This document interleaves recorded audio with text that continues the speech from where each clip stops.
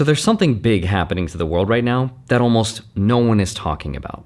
And I think in the long term, this is going to change the way we all live our lives. And I'm talking about digital ID. This government will make a new free of charge digital ID mandatory for the right to work by the end of this Parliament. Let me spell that out. You will not be able to work in the United Kingdom if you do not have digital ID. Now, it might sound like it has nothing to do with economics or finance, and maybe it sounds boring, but the truth is, this is one of the most important changes that governments are pushing right now, and it's happening almost everywhere at the exact same time. In the US, at least 25 states have already launched digital driver's license programs. That means you can now pull out your phone instead of your wallet when you check into a flight, for example. And in Europe, they passed a law last year that makes it a requirement for all member countries to roll out a national digital ID wallet by 2026. In China, they just launched their version this summer, which links it to their social credit system. Countries like South Korea, Singapore, Nigeria, the United Arab Emirates are already doing this with their digital IDs. Now, you might have heard of digital IDs before, but I don't think most people really understand what it is because it's not being debated or talked about in Congress. It's not really trending on CNBC, and most people probably don't even realize that this is actually happening. But what's interesting though is that the United Nations has made it one of their goals, quote, legal identity for all by 2030. And the people funding it, of course, the World Economic Forum and the World Bank. And now Europe and the US are writing all of this into law. In just the last decade, the number of national digital ID programs have doubled. Today, over 100 countries either have one or are building one right now. And when I first thought about it, at least on paper, it sounds kind of nice. It promises to cut down on fraud and make travel easier, and it onboards about 1 billion people who don't have any legal ID. But once you look into how much power this will give the governments of the world, you're going to be shocked. Once your entire identity is digital, whoever controls that ID can control a lot of power. And I don't think RFK Jr. is exaggerating when he said that this is turnkey totalitarianism. It lays the groundwork for global medical surveillance of every human being. So in today's video, I want to help explain exactly what this is, how it's going to work, how it's going to tie into our financial lives, and what you should be prepared for. So with that said, let's get into it. Hi, my name is Andre Jick. Hope you're doing well, cover the finance, and stay for digital IDs. So before I get into the details of how governments are planning to roll this out, let me first explain what a digital ID actually is, because I think when most people hear that, they just imagine it's a picture of your driver's license saved to your phone. And it kind of is that, but it's also a lot more than that. So a digital ID is a secure electronic form of ID that verifies who you are. Usually it's built on top of an app on your phone, and inside that app is all your personal information, which is then verified by a trusted authority like a company or a government. But there is a big difference between the physical version and the digital one, because digital IDs use something called biometric data, which are things like your facial recognition or fingerprints, with cryptographic encryption, so they're a lot harder to fake. And once you've been verified, that ID becomes reusable. That means you don't have to keep handing over your passport or your license to different companies, or even go to the DMV. You can just share that specific piece of information that they need. So for example, if a bar needs to know that you're over 21, the app could just say, yes, this person is old enough without necessarily revealing your exact details, your birthday, or your full ID number. So on paper, it sounds like a convenient thing to have. It's more secure, there's less information floating around, so less chance for fraud.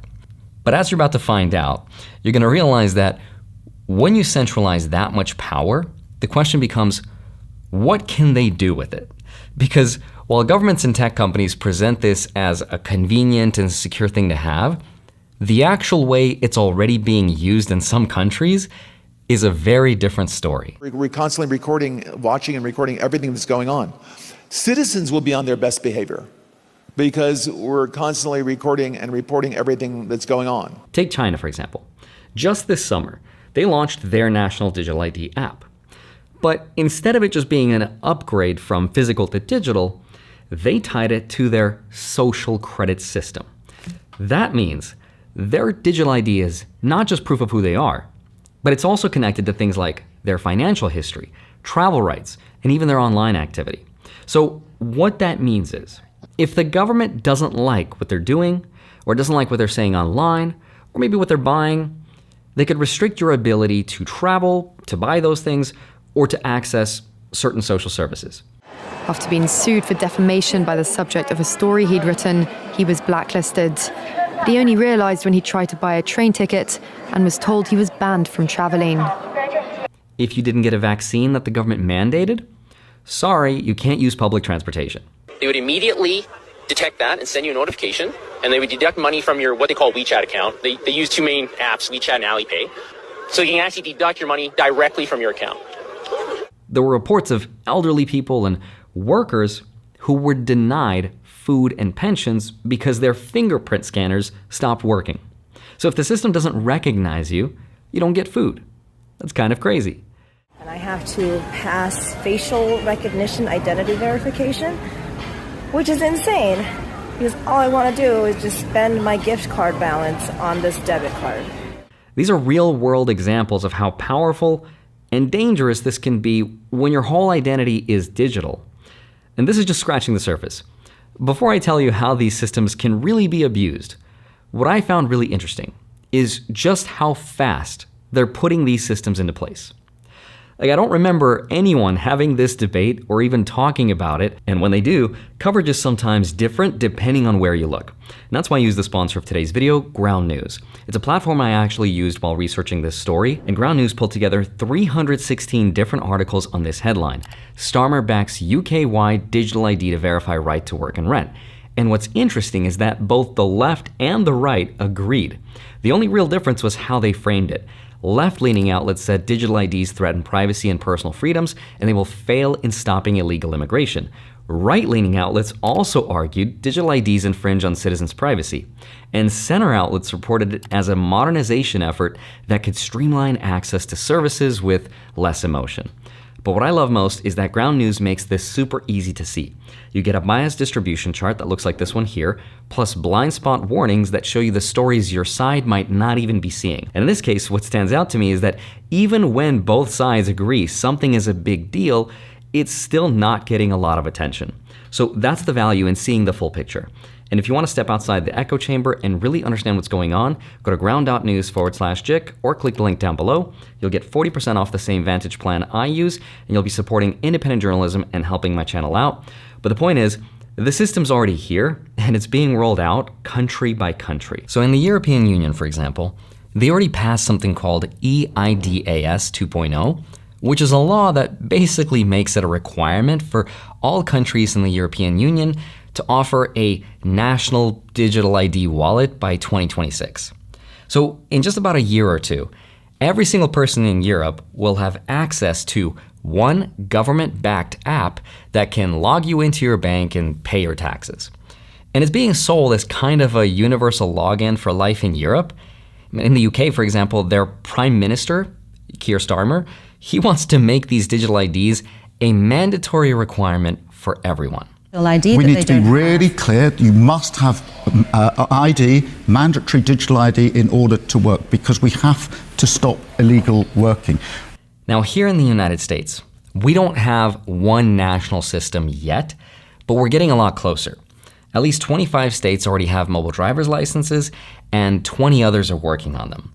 And even tech companies like Uber and Amazon are starting to accept them. Because you're anonymous online, it can be worse. I do think over time, with things like deep fakes, most of the time you're online, you're going to want to be in an environment where the people are truly identified. That is, they're connected to a real world identity that you trust, instead of just people saying whatever they want. And I think that really shows you how fast this could change from being this optional thing to everyone needing this because it's a law. Now, under the previous administration, under President Biden, they already issued an executive order for federal adoption. There's also other countries that are somewhere in between. Like Singapore, for example, has something called SingPass, which is already being used by more than 4.5 million people. South Korea also launched a new app this year, and it's completely replaced their physical cards for banking. Nigeria is rolling out their own, and we also have the UAE with something called the UAE Pass, and that's connected to over 5,000 services, everything from signing legal documents to paying utilities. So you have to ask yourself, why is all of this happening now? Like, why are governments pushing to do this right now? And here's what they say they want out of it. If you ask the governments or the United Nations or even the UK why they're doing this, you're obviously not going to hear them say control, surveillance, right?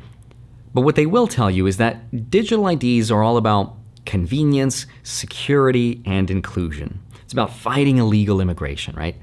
So let me for a moment take the opposing view and the government's point of view and try to sell you on why this is a good thing, even though ultimately we're going to see how it's actually being used, which is not good. So the first benefit is obviously fraud prevention, because identity theft costs billions every year, and paper documents are really easy to fake. A digital ID uses things like encryption and biometrics, which in theory makes it a lot harder to steal and create fakes of. There's also an element of inclusion, because right now there's almost 1 billion people in the world that don't have any legal ID at all. And without an ID, they can't open a bank account, they can't vote, they can't access certain government benefits. And it's also efficient. Governments say that this is going to save them time and money by cutting out paperwork. That means no more waiting in line at the DMV, no more mailing forms. Just log in with your ID and you're done. Estonia, for example, handles 99% of public services completely digitally, and they say it saves them around 2% of GDP every year. And then there's something called interoperability. The European Union says that once their wallet is live, you'll be able to travel across all the countries, pay taxes, and even rent a bike with the same app. So that is the official explanation of why governments want it. A kind of universal passport for the digital world, right? The United Nations has called it the key to, quote, sustainable development, because it's supposed to bring everyone into this system. So on the surface, I think it sounds completely innocent, but the reality is that it's anything but that, because once you start to really think about it, the same features that makes it all convenient are also the same features that will be abused for power. And here's exactly why we should be extremely concerned.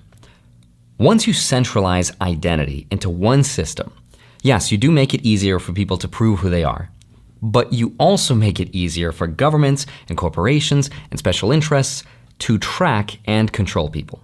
We've already seen governments weaponize financial access against their own citizens, and you're going to see this happen in 3 specific areas: government power, corporate power, and surveillance. So the first example, government power. If you remember in 2022, during the Freedom Convoy protests in Canada, the government used emergency powers and ordered banks to freeze accounts linked to protesters. They targeted regular people who donated money through GoFundMe. And overnight, citizens were locked out of their own savings. There was no trials, there were no court rulings, no one was convicted of any wrongdoing. It was just because they supported the wrong cause. There was also Georgia earlier this year, where Amnesty International reported that the government froze the bank accounts of NGOs and lawyers who were providing legal aid to protesters. And their crime was offering support to people exercising their right to protest. So with the click of a button, the government just silenced people by cutting off access to their money. And under existing anti-money laundering laws, this is super easy to justify because banks are required to freeze or flag accounts that they suspect have unusual activity. But what counts as unusual activity, and who gets to decide that? That could mean transferring money to buy Bitcoin. It could mean donating to a protest movement. It could even mean participating in the boycott of a company that the government wants to protect. None of this has to be proven illegal in court. As long as they have suspicion, that is enough. And that's a very scary thing. Now, the second place you're going to see this power is corporate power. Again, Amazon and Uber and other companies are already experimenting with digital IDs. But once it becomes the standard, it will stop being just identification. It will become what some people call a super cookie, right? Like, think about how a website uses cookies to track your browsing and sell you ads, right? But now apply that across your entire identity. That opens the door to something called dynamic pricing. And that's a shareholder's dream, by the way. Here's how it's going to work. Think about how airports charge us like $20 for a sandwich or a bottle of water. Why? Because they know you're trapped. You're not going to leave the airport, get an Uber, and eat somewhere else, and then come back through security. You are stuck. That is a very simple form of dynamic pricing. But imagine if that logic gets supercharged by digital IDs. Let's say your ID app shows that you just got off a 10-hour flight, right? The system knows where you've been, it knows your wallet balance, it knows you're hungry, so the algorithm decides, that person is stressed and they will probably pay more. And then boom, your sandwich is $25 instead of $12. But the person next to you might pay less just because that system thinks they're more price sensitive. They can tolerate $15, but not $1 more. Ticketmaster, for example, already uses dynamic pricing, where the same ticket can jump in price minute by minute based purely on demand. Now imagine, though, if your digital ID shows you've searched for, Taylor Swift tickets 5 times this week. The algorithm knows you are more likely to pay more, so your price gets pushed higher than someone else's. Airlines already do this. Or think about car insurance. Right now, companies use broad categories, right? But with digital ID, they could see your exact driving history, your Uber ride logs, where you hang out, all based on its ability to digitally track exactly where you are and where you've been. And you don't get to negotiate any of this because the system already knows too much about you. That's the corporate power risk. And then, of course, there's one more. The third place this power will show up in is surveillance and security. Some digital driver's license apps in the US already have what's called a phone home feature.